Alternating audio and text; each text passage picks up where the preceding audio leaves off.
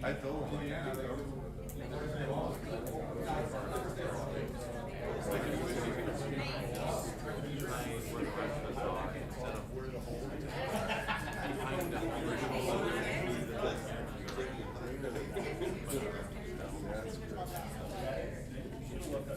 Were you just visit or?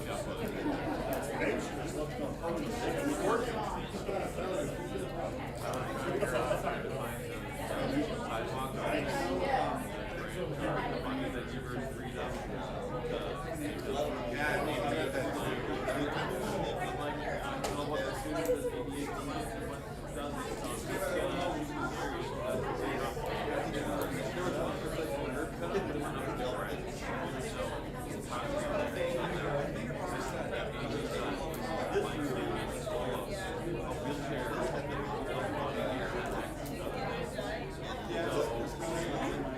it's hard to know what they mean by that.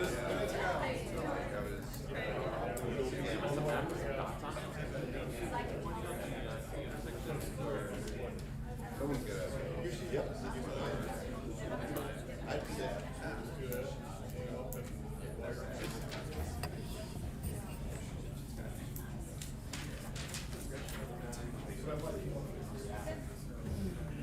It was Girl Scout cookies.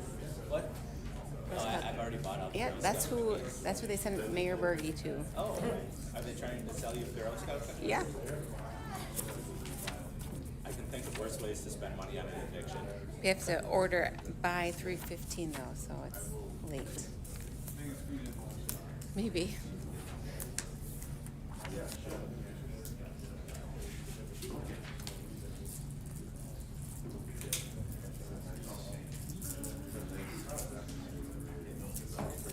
So this one.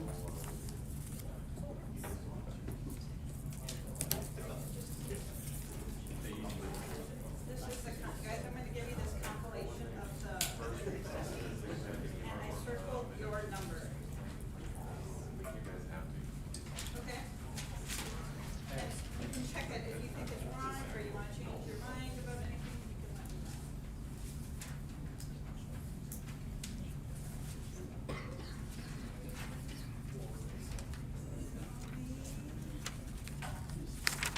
Thank you. Feel like I'm in school. Get our homework back. You can do it even by hand if you want.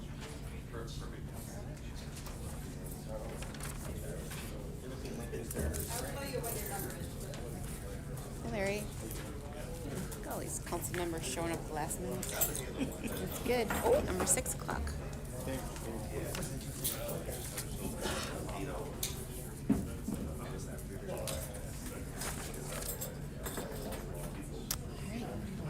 You all ready?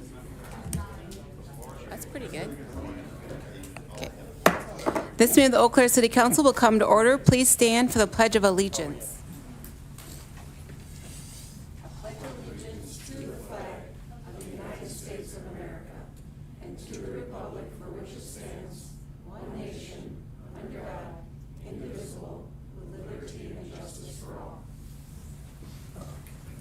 City Clerk, please call the roll.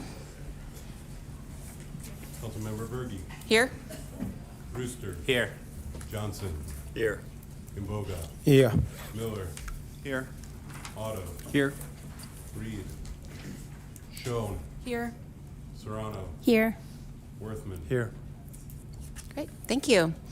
Well, welcome everyone to the Monday, March 23rd meeting of the Eau Claire City Council. I just want to remind, we probably won't be speaking too much tonight, council members, but we should speak into our microphones as requested from some members of the audience. So I'll remind you all tomorrow as well.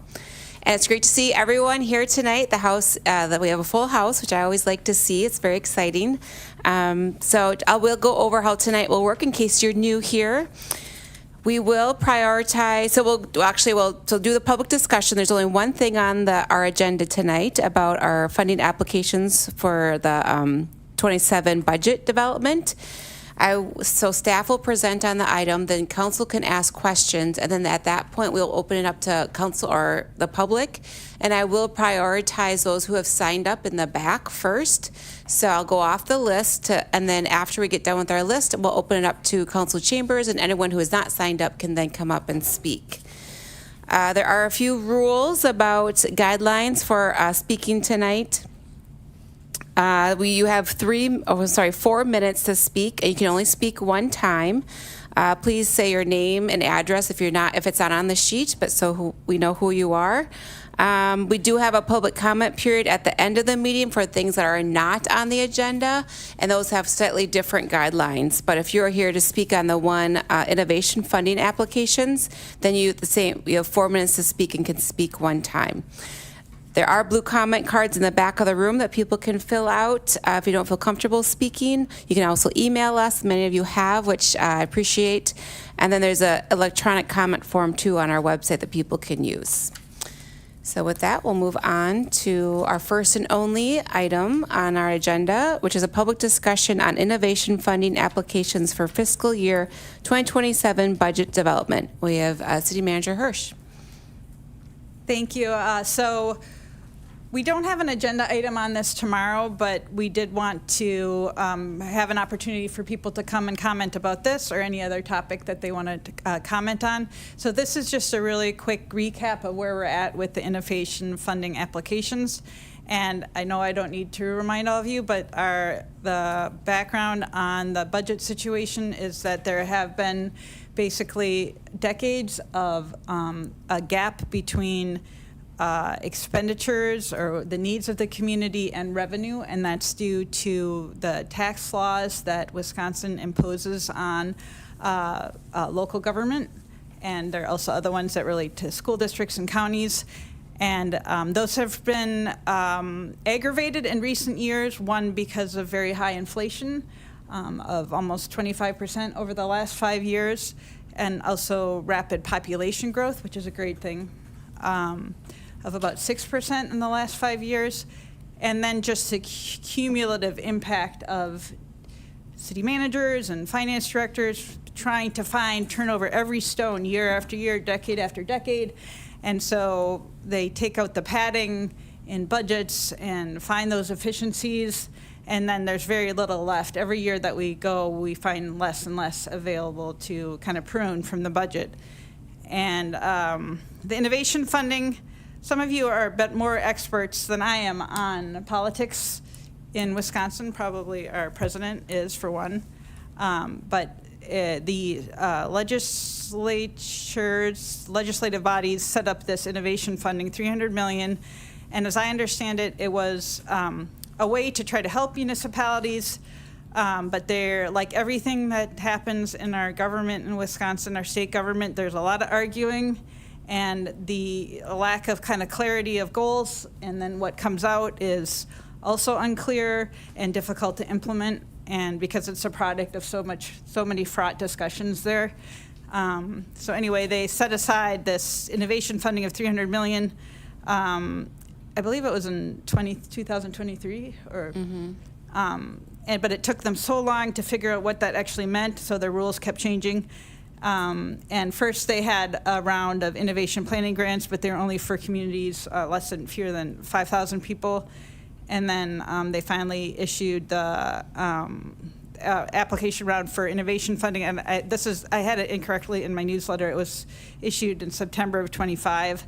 And then since that time period, they've been trying to interpret or provide guidance to communities about who could apply, which were eligible, which were ineligible, how much money were you eligible for, how did it get implemented. And so it's been really a moving target for the DOR, who was charged with implementing this new law, and then for the communities trying to interpret how to apply for it. And I imagine you agree with me that we're happy about this innovation funding, but it's sort of a misnomer to call it innovation funding, because I don't really think there are a ton of efficiencies out there. If you take two really under-resourced organizations and smush them together, you won't find savings. So it's a little bit, and like I said, I think we've just kind of looked and looked and looked for those innovations and those efficiencies, so I don't think there's lots of fat that's like waiting to be cut. So all of us are trying, I believe, to apply for this funding mainly to get money. It's not necessarily, I don't know that the actual goal of it is, you know, it's hard to find what the true vision is. What we really need is tax reform. That's really what we need, is revenue reform for local government. Otherwise, this is just going to be a recurring problem over and over and over and over again. So I'm happy this exists, but it'd be much better to have other options. So anyway, then they basically have been keep clarifying. We've been trying to figure out what, if anything, we could apply for. They're due March 31st, and then they have to be fully implemented by June 30th. And you'll see that what we ended up being able to apply for, but this is really a huge problem, is that like basically you would have to find out mid-April or whatever if you got the funding, and then fully implement it, like move all of your employees, all of your spending to this new entity by the end of June. So it's very challenging, and because it's so challenging, a lot of communities have had trouble applying for it. We've had trouble applying for it. That was kind of the main reason I really wanted to push for this round, because so few communities have applied for it. So that would be by far the best chance of getting it, you know? But then that, of course, makes it hard for us to apply as well. We don't know what the next future round will be, if there will be a future round. We know they got a lot of feedback from municipalities, so they certainly have a long list of stuff that they think that maybe they will change in the next round. Of course, if it becomes easier for everybody to apply, then it's less likely that we'll get awarded, and the priority goes to public safety. This is really hard to read, but this just says that it tells what the allowable services are, which are public safety, fire prevention, protection, emergency services, courts, jails, training, et cetera, but the priority is for public safety. So that's police, fire, EMS. And this is also really hard to read, but this is the entirety of submissions so far. I think it's like 12. So you see that communities have really struggled in the same way, and this is all on the innovation funding website, but you can really see that communities are struggling in the same way that we've struggled to turn these in. And there'll probably be a big rush right at the end of March. But you still think maybe it'll be 3 times this, or we don't know. So this is what we thought about doing, fire district or consolidation. So basically the innovation here is that it's transferring a service from one governmental entity to another governmental entity or to a nonprofit. And when you transfer that service from one entity to another, you get 25% of the budget of the transferring, the transferor for 5 years. So if we were spending, so we were looking at Altoona, and at Altoona Fire Department, if they spent $1 million on their fire department and they transferred fire protection to the city of Eau Claire, for 5 years we combined, us and Altoona would have received $250,000 for 5 years. But it requires a partner, which makes sense, but then you think about the compressed time frame and how hard it is to negotiate these kinds of partnerships, and it makes it extra challenging. So fire did not proceed. Countywide EMS, this would be really great if this ever happens. It's a county decision. They have to sign off on it, but this has a lot of benefit. One, it would have been great because of the innovation funding, but 2, because it can be above our levy limit, so it has multiple benefits. A joint library system, this, again, it would have been, yeah. Oh. We'll do, you want to finish? Okay, yeah, I'm almost done. Okay. Anyway, we couldn't find a partner to do the library. Public health would have been, we currently have a joint city-county public health department. So if that had been restructured so that it was only a county health department, then they would have been eligible for their, as our understanding, for their budget minus the county levy. So that was a real good one because it was like 1.7 million per year was our understanding. But it was very challenging for the county to do because it involves taking up 60 new employees in a super compressed timeframe. And then Hobbs, we looked at it, and we were working with the user groups for Hobbs and the soccer park. I think for Hobbs, it probably won't happen, is my understanding, but Pat Newkirk is the main person spearheading that. So we basically, with the user groups, we said this is an area that might get cut. If we apply for this funding, this allows there to be some subsidy for 5 years, so it helps stabilize the program for 5 years. Recreation programming, like the classes we run, we didn't move ahead with that. Transit, we found out was not eligible, or that we determined with DOR it was not eligible. And soccer park is the only one that's still in play. And if that goes forward, then we will bring an agreement to you on a special meeting on next Monday, March 30th. Okay.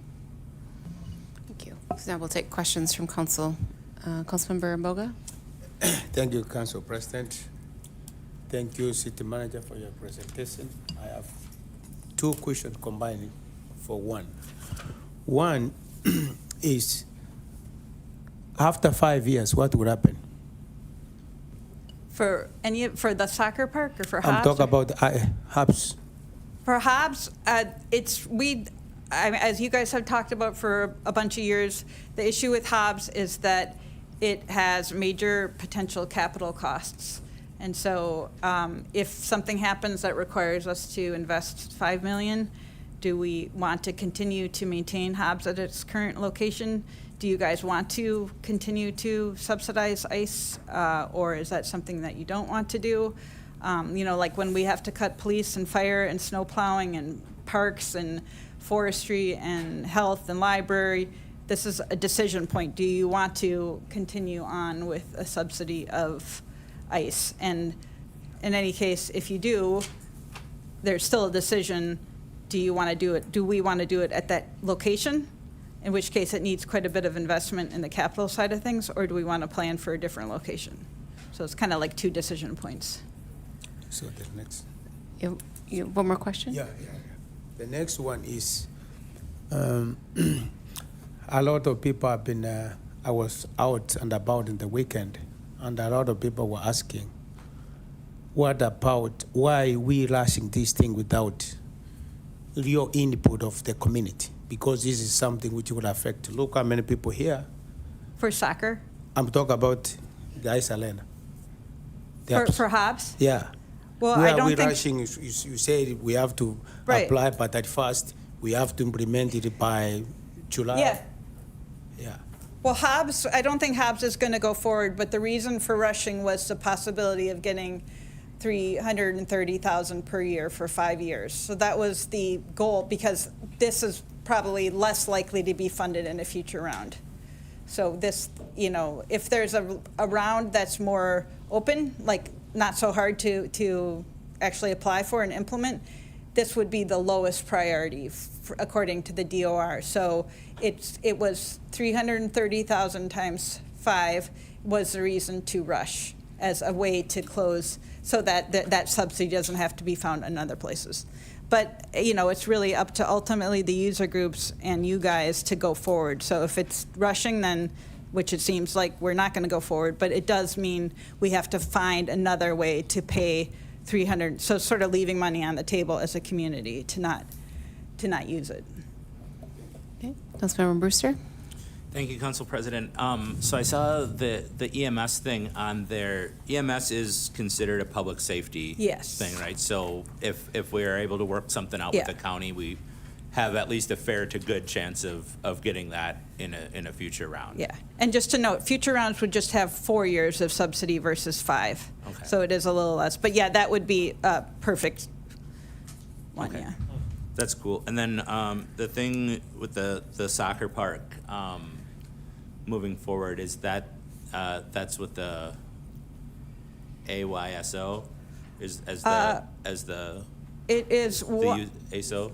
I think that I will defer that, because those are still in discussions, but Okay. but the key user groups are working together. But who the actual partner will be, I would defer that to the PAT, or the Monday discussion. Okay, thank you.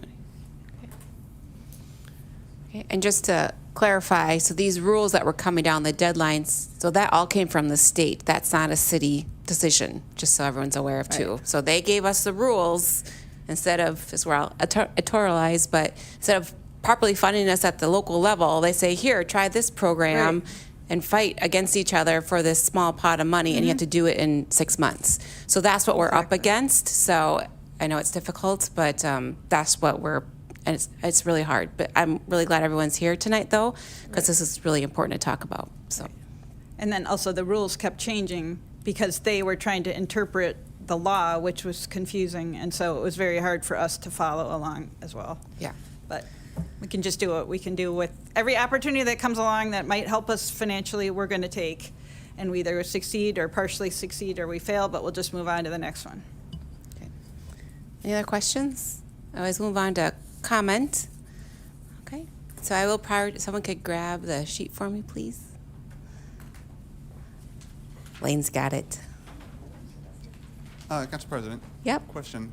Since this item is not on the agenda tomorrow, is Thank there an you. opportunity for council to comment, or normally comment would occur during the item tomorrow, but we haven't had that doesn't exist. So is it still just questions tonight?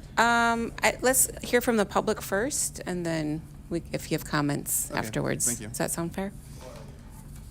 Okay. So item number 1, first up we have Jessica.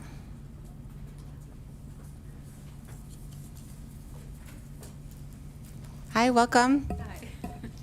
Oh, and the lights will tell you, so green means talk, yellow is 1 minute left, and red is stop talking, please. All right. So, My name is Jessica Ragor, 3848 Ridgedale Drive, Eau Claire, Wisconsin. Thank you for your time and for your thoughtful discussion surrounding the future of Hobbs Ice Center. I want to speak today not only as a community member, but as a parent, taxpayer, and someone who's made long-term life decisions based on what this facility provides. I moved from northern Minnesota to Fall Creek in 2011, 2013 to Altoona, and then finally to Eau Claire, where my husband and I permanently settled here, and I'd be lying if I said hockey wasn't part of that decision. Hobbs, Eau Claire Youth Hockey, and Memorial High School offer a clear and reputable path for hockey, something I wanted for my 4th-generation hockey family.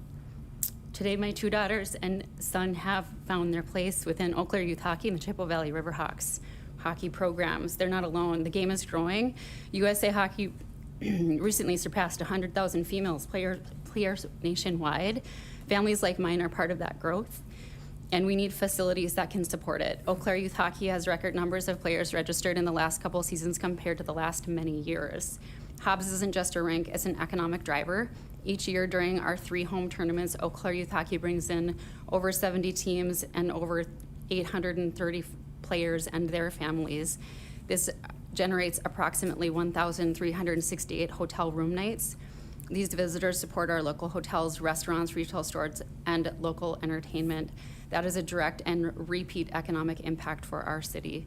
These numbers do not include the multiple other weekends throughout the winter that teams visit our community for non-tournament hockey games with one of our 8 Eau Claire Youth Hockey teams and 6 Chippewa Valley Riverhawks teams. I also recognize the financial realities that the city is facing.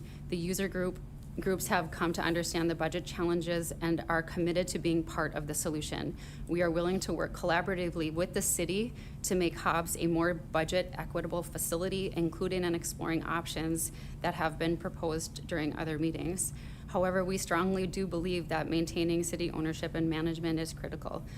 While grant funding is appealing, the immediate and long-term impacts, especially in the first year, could be detrimental and not as cost-efficient for the user groups or the community.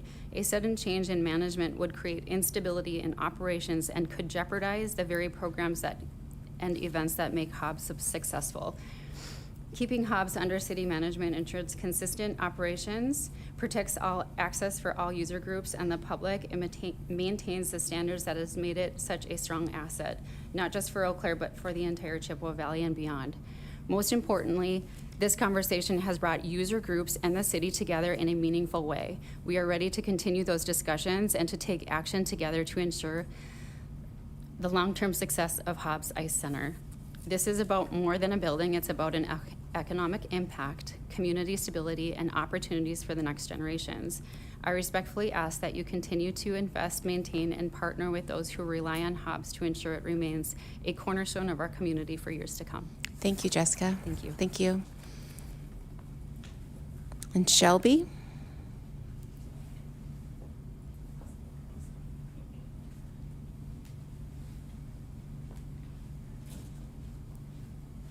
Hi, welcome. Hi. I'm Shelby Kohler. I'm a mother to 3 hockey players, and I'm also a registered nurse. I'm here to speak against proceeding with this initiative in any way as it would involve Hobbs Ice Arena. I will freely say that I'm not as versed in the financial aspects of this program, but I would like to highlight the impact of the youth sports for our community. I began my journey as a hockey parent when my daughter was 8 years old. She participated in co-ed ice hockey through the Eau Claire Hockey Association until she entered high school, where she joined the ECA Stars. In her 4 years as a varsity athlete, she was named assistant captain, and then helped her lead her team to the state tournament. She also received a Coach's Award and a Hobie Baker Character Award. This year, she's a freshman at the University of Alabama in Tuscaloosa, where she plays college hockey for the Crimson Tide and is an active member in her college's Grow the Game hockey program, and is also enrolled in pre-nursing. If you were to ask my daughter the secret of her success as a young adult, she would tell you hockey. My 2 boys are in the midst of their hockey journeys, and I can't imagine a time that they might not get to finish that journey within the walls of Hobbs Ice Arena, sharing in the same experiences as their older sister. Hobbs is much more than a city building. It's a second home to many. In the last 12 years at Hobbs, I've watched my children learn that fitness is fun, that sharing in a common goal and succeeding as a team is much more fulfilling than personal victory, that excellence can only come from hard work and dedication. Hobbs has been an environment where my children feel safe and supported, where adults and other than their own parents have taught them about a growth mindset, about what it means to listen when someone's taking the time to teach you something, about sportsmanship, respect, and humility. Hobbs is a place where thousands of children in our community have come to play, grow, and learn. As a hockey family, we've experienced the success of the U.S. women's, men's, and Paralympic hockey teams as they all took gold in this year's Olympics. We know that these games have inspired an entire new generation to play the game of hockey, and that we need Hobbs to continue to remain in our community to support future and current generations of youth athletes. The United States Department of Health and Human Services has developed a program called Healthy People 2030, which sets national objectives to improve the health and well-being of citizens over the next decade. Healthy People 2030 has named increasing participation in youth sports as a priority. Increased participation in youth sports has been proven to decrease rates of childhood obesity, decrease incidences of weight-related diseases, and to decrease depression and anxiety. I strongly feel that our community goals should mimic these national initiatives. Participation in youth sports is a building block for healthy and successful adults. I urge the City Council to consider the long game and the impact that the decisions made in the upcoming days and weeks and what they will have on the future of our community. Please look to find solutions that allow collaboration with our associations and that avoid potential closure of this essential community space. Our children need more safe spaces to be active and participate in youth sports, not less. Thank you. Thank you. Thanks, Shelby. Okay, Danica? Hi, welcome. Hello, my name is Danica Reed Oh, Probst. I live Danica. up on 455 Skyline Court in Eau Claire. I am also here for Hobbs. I have 2 boys that I brought with. They're in first grade and 4th grade. Not only am I a parent of hockey players, I played myself, like Jessica, coming from Minnesota, looking for a strong hockey community for my kids to also grow up and learn in. Not only do I have kids in there, but I coach. I coach Mite level, which makes up Mite through 3rd grade, which is really a foundational time and so fun.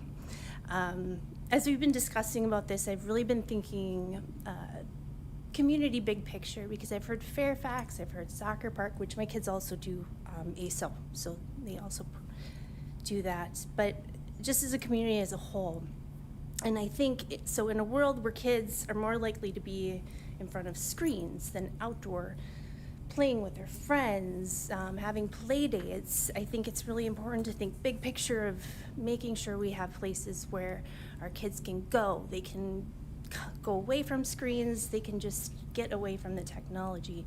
And Hobbs is one of those. Again, I'm not huge on the financial part as a coach and a parent, but I want to tell you what I see, because I'm at Hobbs a lot. I see a lot of the community that happens there. We have the hockey. When I coach, I see kids learning skills and the joys on their face. They're becoming teammates. They're becoming friends. They're learning how to build these skills that they're using at school, at home, in their community, and it's just going to keep growing. They're going to keep learning and keep becoming strong community members. The social emotional growth, I get to the point where sometimes I get tears in my eyes because of what I see these kids do. It's amazing. They learn so much. But I'm also there for Open Skate, which is for the community.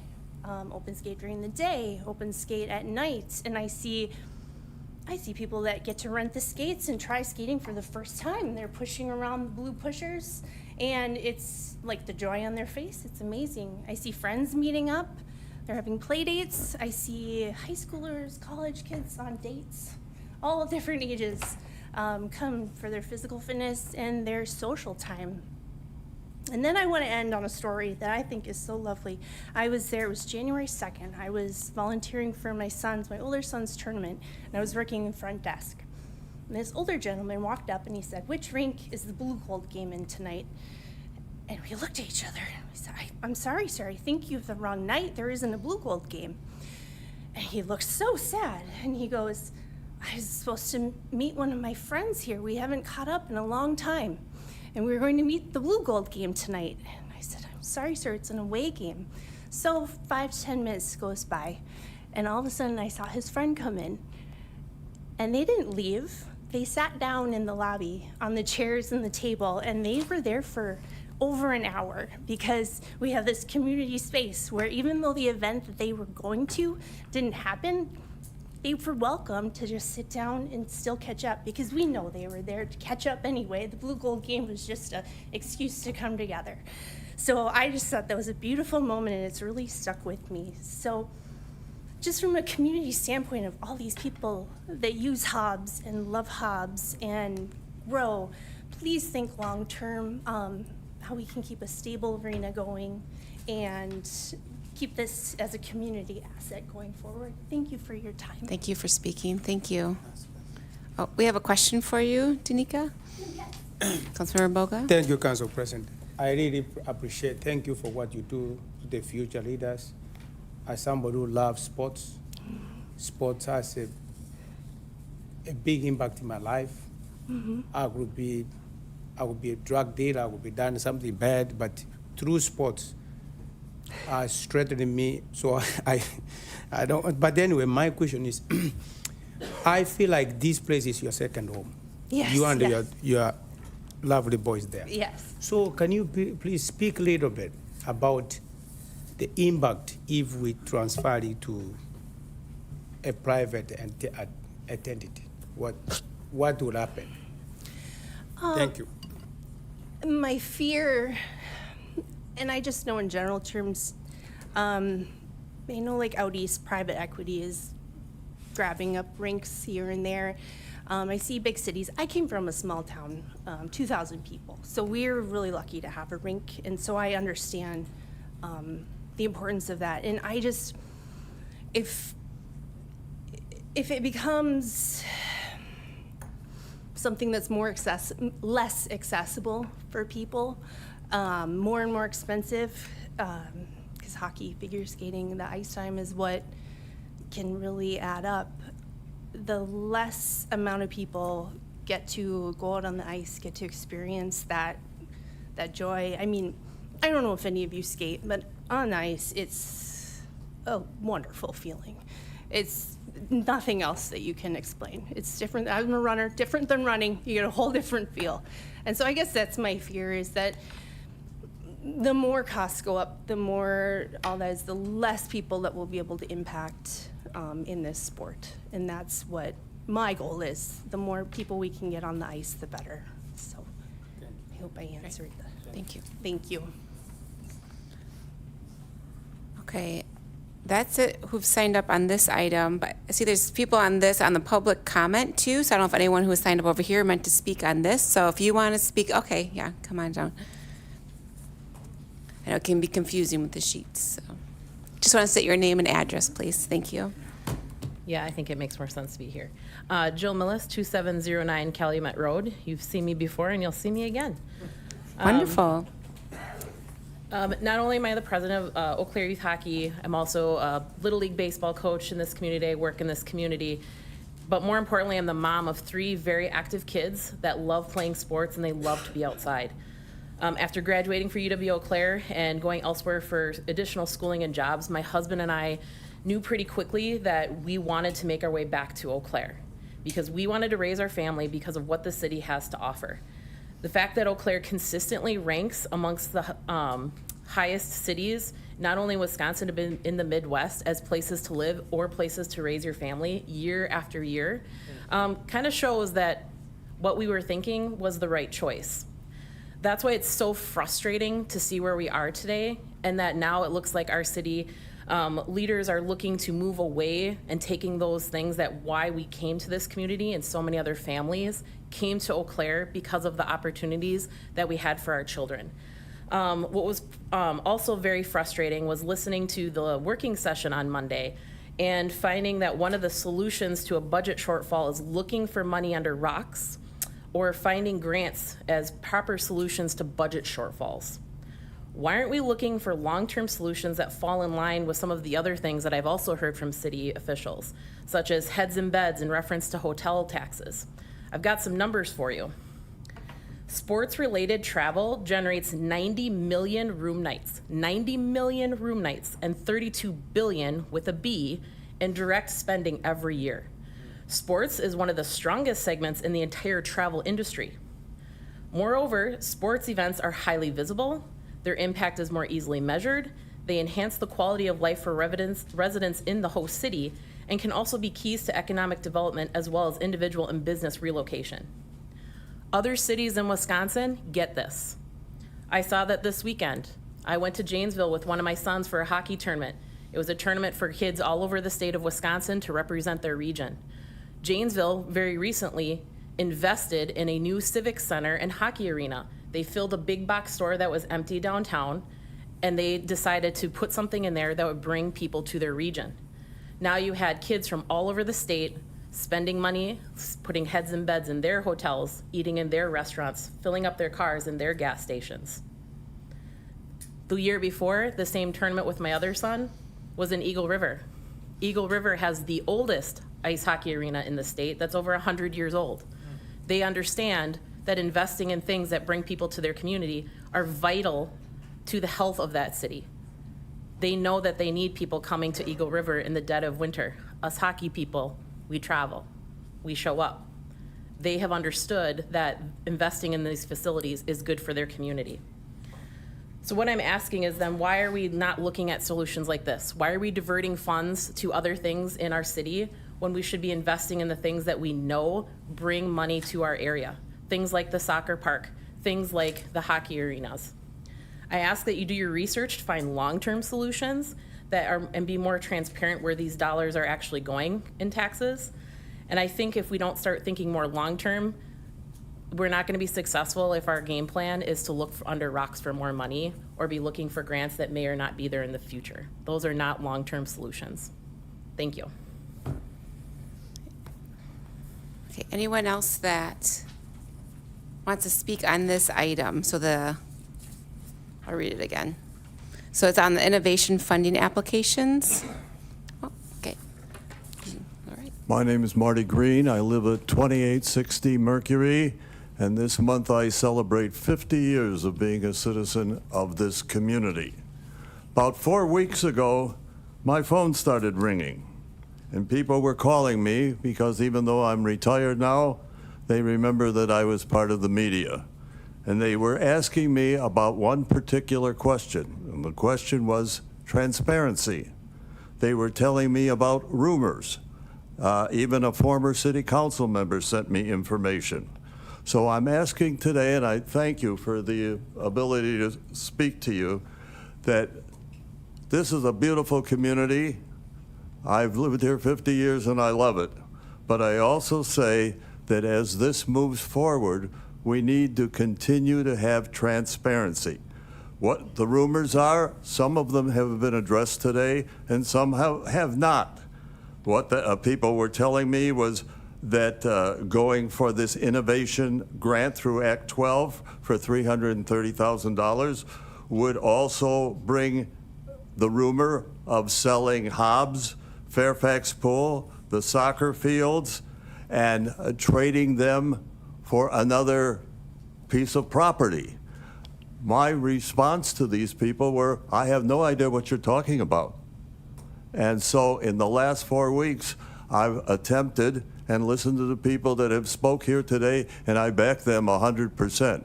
And I'm just asking this city council to be more transparent. Some of the things you mentioned today, I haven't heard in the 3 weeks. There has been nothing in the media about this until now. So I'm saying as we move through with the financial difficulties that we have, remember the word transparency. The public wants it. They didn't get it with the water bottling thing until the last minute, when even a senator from here shook my hand and thanked me. He said, you have stepped forward and you are getting the information out. And I thank you for the ability to speak. Thanks for coming down. Okay. Anyone else like to speak on the innovation funding applications?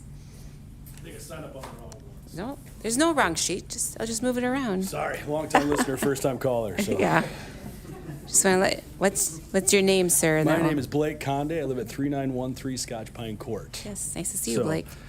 Good evening, everybody. Thank you for the opportunity to speak with you today about something that is deeply meaningful to my family and many families in Eau Claire. I'm going to be very brief, and I hope that this is the start of a more in-depth conversation between the city and community in the coming weeks and months. I want to share a perspective grounded in my personal experience, both as a resident and as a parent. My 11-year-old daughter skates at Hobbs multiple times per week. She wrote me a note before I came here tonight, and in her own words, she told me how much she loves skating, how much she loves her friends at the rink, and how important it is to Eau Claire, how important the Eau Claire Figure Skating Club is to her.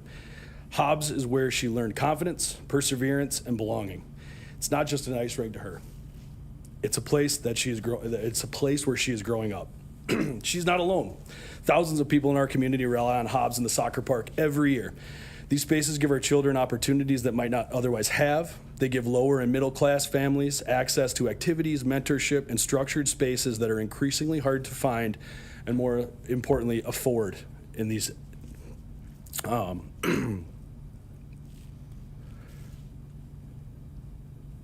lost my space here, sorry. You're fine. Afford elsewhere. These are the kinds of assets that the community, these are the kinds of community assets that make Eau Claire a place people want to raise their families. I understand that our city has a budget deficit, and I know that difficult conversations come with that. I also understand that there's a great opportunity to bridge that financial shortfall on the table right now currently. My concern is simply that decisions with long-term impacts, especially decisions involving transitions in how public facilities are operated, deserve time, conversation, and thoughtful planning. What I hope we can all keep on the center of this discussion is the idea that these facilities are generational. They are shared public resources that have shaped the lives of each of kids for decades, and if we care for them well, will continue to do so for decades to come. My daughter's note reminded me of that. She wasn't worried about grants or budgets. She was worried about losing a place where she feels safe, supported, and proud of herself. I hope we can continue to create more opportunities for open conversation as this moves forward. Many of us would truly appreciate being included in the ongoing dialogue so we can share our experiences, both ask and answer questions, and have meaningful voice in shaping the future of these facilities. These facilities mean a great deal to our families like mine and the city of Eau Claire. Thank you again for your time. Thanks, Blake. Anyone else oh, great. Come on down. Hello, my name is Travis Taylor. I'm a new resident to Eau Claire from various different places. The federal government has moved me. And so with some of that experience, I'm a neighbor of Blake as well. I have 2 kids who are in various sports. I don't have a direct connection to hockey. I'm from Texas, but my kids do play hockey. And so one of the things that I wanted to kind of bring up here today as I learn about Eau Claire and the city and the budget is I started off in Santa Fe, New Mexico. That was very much about there was no effort put towards the middle class families in general. 50th in the country as a state in education. There was hardly any parks. There was drugs at the park. There was no organized soccer fields. Those spaces were also dangerous. And because of that, many families to include myself, found reasons to leave. And families left Santa Fe. I went to Brambleton, Virginia. The exact opposite. A huge family commitment for middle class families, which is obviously probably our largest tax base here. Vibrant community there. Kids, there was avenues for kids to play sports, whether it be hockey, soccer, baseball, whatever they wanted. There was availability for that. And like everyone else before me has said, that brings in a lot of revenue, whether it be travel for families coming here through hotels, spending on restaurants here. Some of the stuff that I heard previously today was that we had 6% growth. I'm assuming that's great for Eau Claire because it increases our tax base. And so some of the decisions, whether it be for the soccer field, which I feel very passionate about, I play soccer, I coach at the soccer fields as well, is that we should be making decisions that benefit our highest revenue, our middle class tax bracket. And so one of the reasons that when I was looking for various places to move to from my government was that Eau Claire had a great place to raise a family, great community, great school districts, and so I want us to continue to make decisions to where we benefit families. Families will move here, families will invest here, we invest in our community, and our community will invest back into the city. And so if you get rid of the soccer field, the hockey field, or say ASO takes over soccer and now prices go up for paying soccer, so now your upper middle class to upper class families are the only ones that can afford to play soccer. And I coach at ASO. I think that those decisions are going to have long-term impacts that will pass this fiscal year that we should be considering. And so as we make decisions, not just for soccer and for hockey, but continue to make decisions for bringing in middle-class families who want to invest in this community, who are going to live here long-term. I made a decision when I moved here right away with my wife and kids. This is a place I want to live for the rest of my time here.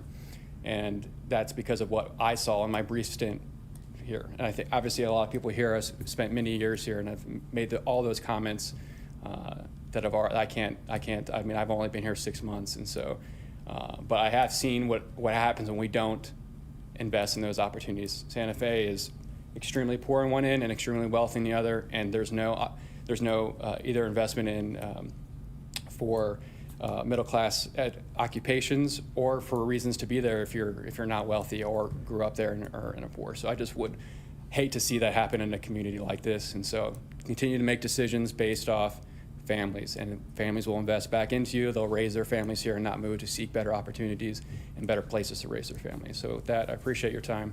Thanks, Travis, and welcome to Eau Claire. Thank you. Okay, anyone else? Yeah, come on down. Are you Christy? Yes, again, I think I signed up for the wrong one. No, that's fine. Okay. It's all good. Christine Casto, 483 Garfield Avenue in Eau Claire. I'm the president of the Eau Claire Figure Skating Club. Just wanted to briefly talk about the alternative that's being considered, and again, voice the club's support for that. That is something that has been shared to user groups by city staff in terms of looking at ways to increase revenue at Hobbs, which right now include looking at adjusting ice rental fee rates so they align with operational financial goals versus just like, okay, it's this number each year and not necessarily related to anything. Looking at open public skating fees, potentially increasing those slightly. Also looking at paid parking at Hobbs as it relates to also the potential paid parking at facilities and parks that the council is considering for the budget process later this year. Again, the club, we had talked about this as a board and really support this idea going forward as a way to have Hobbs be able to operate in a self-sustainable manner. So in this case, we do support the city continuing to operate it so that there continues to be quality services there, the operational integrity is maintained, but also with some of these ideas and implementing them, there wouldn't be a subsidy. So that's huge.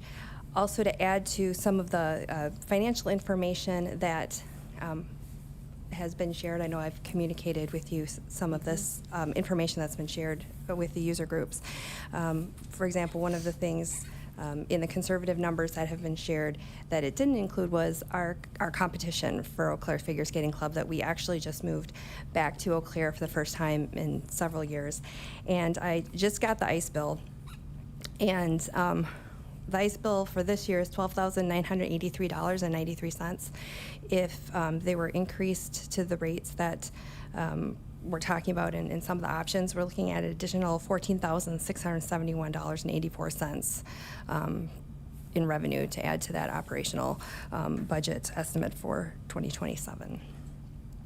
So that's all. Great. Just wanted to express support and add additional information. Thanks, Thank you all Christy. for your consideration. Thank you. Appreciate your email too. So, Thank you very yeah. much. Okay. Anyone else from council chambers in the public like to speak on, so this is still on the innovation grant process, or? Yes? You can come on. No? No? Oh, okay. Oh, you can take them home, I see. You can leave. Yeah. Go to bedtime. Yes, you can. Oh, you want to guess? I was like, you can leave too. Yeah. You don't have to raise your hand. No, come on down. Just say My your name's name. Jill Henke Moen, 512 Garfield Avenue, and I almost didn't come up because I feel like I'm piggybacking on a lot of what the community has already said here tonight, but I also think it's that much more important that I also do add in my 10 cents. I've lived here for 10 years. My husband and I moved here from Oakland, California. We have neighbors down the street, 6 houses down, who made a spreadsheet 4 years ago, and Eau Claire topped their spreadsheet of all the places they wanted to move to the country from. They moved from Austin, Texas. We have 3 houses down. One of my best friends moved from Portland, Oregon. Then they convinced their sister to move from Seattle, Washington. We were just ranked U.S. News World Report. This is the stuff that people read. This is the stuff that get people on their spreadsheets to come to this community. We were #1 in Wisconsin. We've gone to the top of that list. We didn't used to be. I think it said 31st in the country. This is the kind of reason that we came here to raise our family. I have 2 girls. I'm an ASO coach. I'm a figure skating club parent. I'm at all the places, all the days, all the things. And I'm in a 20-mom text thread that is really concerned they can't be here tonight because they're home feeding dinners to their children, and I didn't even tell my husband I was leaving. So I'm here because we all feel that some unfair assumptions have been made, some scary assumptions have been made, that if you were to just take on this grant to get the quick cash, that you're putting these partner groups in positions where they're backed into a corner, if you will excuse my frankness, and won't have a way out in 5 years because they're assuming that these partner groups can then figure out how to financially run a facility. Even though we have heart and we have grit and we're here and we're all standing up for this, like, the ice rink numbers that Christy has shared with our community, I mean, it takes the city to really sustain this. And I feel really strongly about that what you said, I've been watching these meetings my first hobby, and you said, Eau Claire has this magic about it. That's why I'm here. That's why my family's here. That's why all my friends came here. I have some townie friends, and they're lovely, but like we are becoming a city we're becoming a destination city for so many reasons. And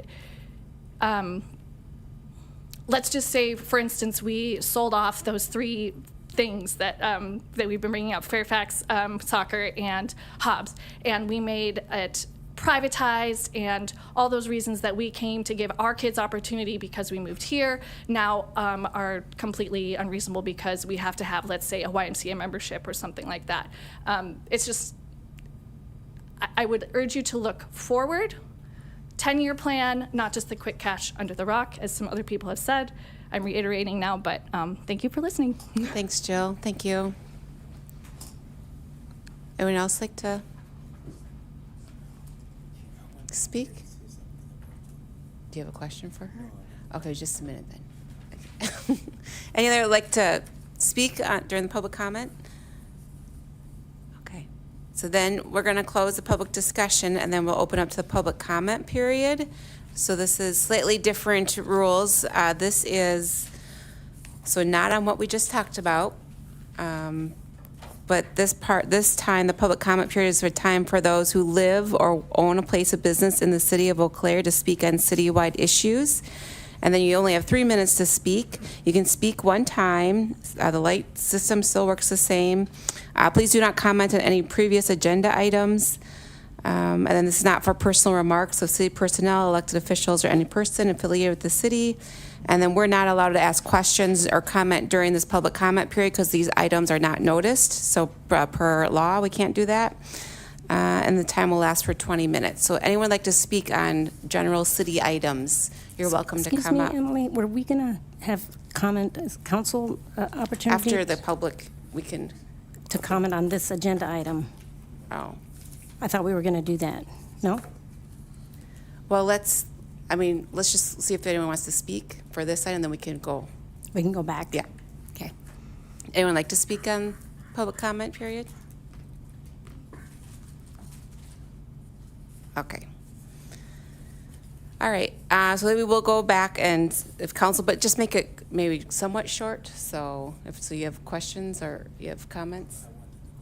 Okay, well, we can put on your lights. I think Councilmember Miller. I think, Council President, yeah, I made the unusual request to ask to speak here because normally in public discussion, we did have a topic the next night where we are freely to discuss. This is a good opportunity just to address the people who are here in the audience about the innovation grant. And my opinion on the innovation grant is that I'm not a fan of this. And if I feel like things are rushed and forced, it is because the Department of Revenue came out with this giant incentive for municipalities to consolidate their activities. But the same, this is kind of like the end of the road of 20 years of constantly starving cities and schools and counties. And now this last bit here is like, hey, we're gonna give you a bunch of money if you consolidate and pull stuff together. But the city manager said, over the past 20 years, we've had to cut all the fat we have. And we're just trying to pull things together at the last minute. Looking at the money here, $300 million is available for municipalities. If you take every person who lives in Wisconsin, 6 million people, and divide that, that's about, I don't have the number here, but then if you multiply that by the population of Eau Claire, if you just dole it out to everybody evenly, Eau Claire would get $3.75 million for 5 years. Our budget deficit is $2.2 million. So the state is forcing us to look at ways to consolidate down to get this extra money, where if they just give us the money, we would not have a budget gap. And the city manager said, though, the only way to really fix this is for basic refunding how the cities function. And my best hope for the city of Eau Claire is that with, there's gonna be big changes in the state legislature coming this year. And it's my best hope that we finally get some real good eyes on all the deficits that the city's been forced into, because the city 100% can only fund itself the way the state says we can. We cannot raise taxes, we can't do a sales tax, we can't do this or that. And at the end of the day, we have a $2.2 million deficit. Public safety takes up almost all of our money, and then what do we have left? That's why it seems like we're attacking, the stuff that is important to the community, the parks, the recreation. But unfortunately, that's the only place left where there is money to trim. We can't cut police and fire. So I understand all your concerns, and it's hard, and this is very difficult, and I don't want to cut anything from the park. I want to make better parks and bigger parks. It makes Hub better, make the pool better, but this is the reality of the financial situation we're dealing with. So it doesn't make it easier, it doesn't make you happier, it doesn't make me happy, but I just wanted to give the perspective on that, the fact that this innovation grant was kind of thrown out here as a way to make us try to save money, and there's really not a lot of consolidation to happen. So it doesn't make it easier, but I just wanted to tell you that I hear all your concerns, and I don't want to make anything worse for our community. But we have $2.2 million, and it's a very, very tough discussion. So thank you for listening. Okay, Councilmember Boga. Thank you, Council President. For me, I'm not going to say what Council Mira said. I wanted to thank each of you guys for coming and be part of this conversation. And I want to thank Travers. Is that your name? Yes, sir. And what's the name of the other lady? Jill, who just spoke? Jill, yeah. Thank you, Jill, for coming. You say you moved from California to... So there's something, the way you said, Councilor Brewster said, there's a magic here. It look like if both of us, we come together, we make something magical. So That's my comment. Let's both of us work together and get out of this debt as a community, not city council, not you guys, both of us together. Okay, thank you. Thank you. Councilmember Serrano? Thank you, Council President. I just very much want to echo what Councilmember Miller said. This whole situation has me personally very upset. I just absolutely hate that we are even talking about any of this. I really see how valuable it has been for the whole of the history of Eau Claire, for the city to actually be the ones doing recreation, doing these, parks and Fairfax Pool and Hobbs and the soccer fields, all of this. The fact that the city operates them really makes it accessible to everybody. So I'm in total agreement with you all. And we are just really, really in a tough spot.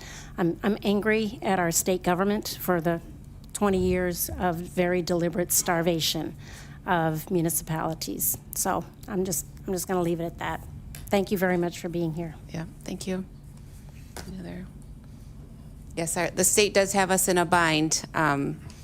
We can only fund, everything we're talking about tonight is on property taxes, and we can't, we can only raise property taxes, which is okay per net new construction.